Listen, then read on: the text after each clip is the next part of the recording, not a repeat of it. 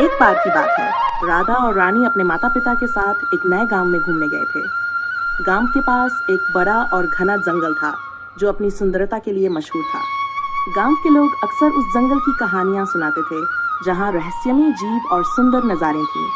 लेकिन साथ ही ये भी कहा जाता था कि जंगल में खो जाना बहुत आसान था। एक दिन राधा और रानी अपने माता पिता के साथ जंगल की सैर पर निकले। दोनों बहनें जंगल की खूबसूरती देखकर मंत्रमुग्ध हो गईं। राधा ने रानी का हाथ पकड़ रखा था ताकि वह कहीं भटक न जाए। लेकिन रानी, जो स्वभाव से चंचल और नटखट थी, अचानक एक सुंदर तितली का पीछा करते करते राधा का हाथ छोड़कर आगे बढ़ गई। राधा को इसका पता ही नहीं चला कि रानी कब उसे दूर हो गई। जब राधा ने मुड़कर देखा तो रानी कहीं दिखाई नहीं दी। वह घबरा गई और जोर जोर से रानी का नाम पुकारने लगी।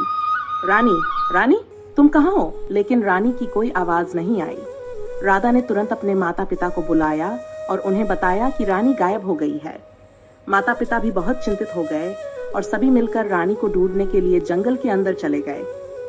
राधा और उसके माता पिता ने जंगल के हर कोने में रानी को ढूंढना शुरू किया। राधा की आंखों में आंसू थे और उसके मन में केवल एक ही बात चल रही थी, रानी को कुछ हो न जाए। रानी, जो तितली का पीछा करते करते बहुत दूर निकल गई थी, अब डरने लगी थी। उसे एहसास हुआ कि वह रास्ता भूल चुकी है और चारों ओर घना जंगल है। उसे राधा और अपने माता पिता की आवाज भी सुनाई नहीं दे रही थी। रानी ने रोना शुरू कर दिया और पेड़ के नीचे बैठ गई। कुछ देर बाद राधा और उसके माता पिता को रानी की सिसकियों की आवाज सुनाई दी। उन्होंने आवाज की दिशा में दौड़ लगाई और कुछ ही समय में रानी को एक पेड़ के नीचे रोते हुए पाया।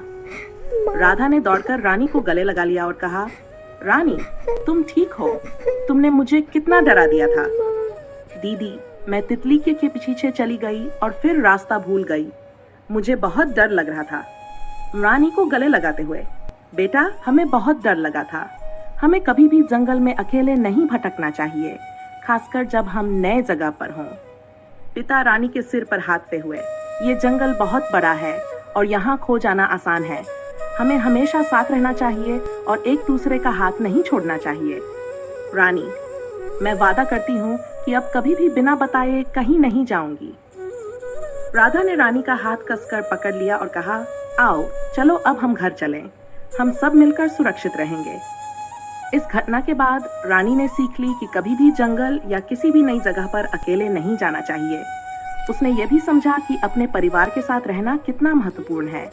राधा और उसके माता पिता ने रानी को सुरक्षित घर लाकर चैन की सांस ली और उन्हें यकीन हो गया कि रानी अब से हमेशा सतर्क रहेगी।